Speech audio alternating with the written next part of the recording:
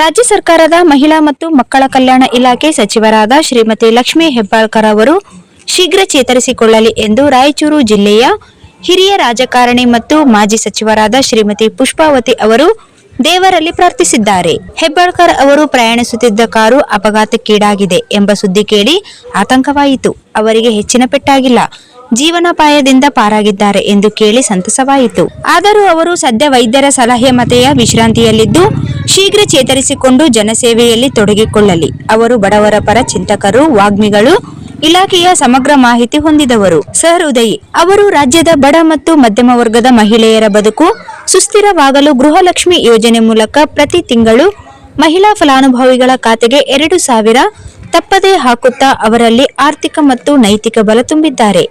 ಬಹಳಷ್ಟು ಮಹಿಳೆಯರು ಈ ಹಣದಿಂದ ಗೃಹಕ್ಕೆ ಅನುಕೂಲವಾಗುವ ಸಾಮಾನುಗಳನ್ನು ಖರೀದಿಸಿ ಹರ್ಷಿಸಿದ್ದಾರೆ. ಹೆಬ್ಬಾಳ್ಕರ್ ಅವರಿಗೆ ಮನಸಾರೆ ಹಾರೈಸಿದ್ದಾರೆ. ರಾಜ್ಯದ ಮಹಿಳೆಯರ ಆಶೀರ್ವಾದ ಅವರ ಮೇಲಿದೆ. ಅವರು ಬೇಗ ಗುಣಮುಖರಾಗಿ ಜನಸೇವೆಯಲ್ಲಿ ತಮ್ಮನ್ನು ತೊಡಗಿಕೊಳ್ಳಲಿ ಎಂದು ಮಾಜಿ ಸಚಿವೆ ಪುಷ್ಪಾವತಿ ಶುಭ ಹಾರೈಸಿದ್ದಾರೆ. ಪುಷ್ಪಾವತಿ ಅವರು ದಿವಂಗತ ರಾಮಕೃಷ್ಣ ಹೆಗಡೆ ಮತ್ತು ಎಸ್.ಆರ್. ಬೊಮ್ಮಾಯಿ ಮುಖ್ಯಮಂತ್ರಿಯಾಗಿದ್ದಾಗ ಸಮಾಜ ಕಲ್ಯಾಣ ಇಲಾಖೆ ಮತ್ತು ಮಹಿಳಾ ಮತ್ತು ಮಕ್ಕಳ ಕಲ್ಯಾಣ ಇಲಾಖೆಯನ್ನು ಸಮರ್ಥವಾಗಿ ನಿಭಾಯಿಸಿದವರು.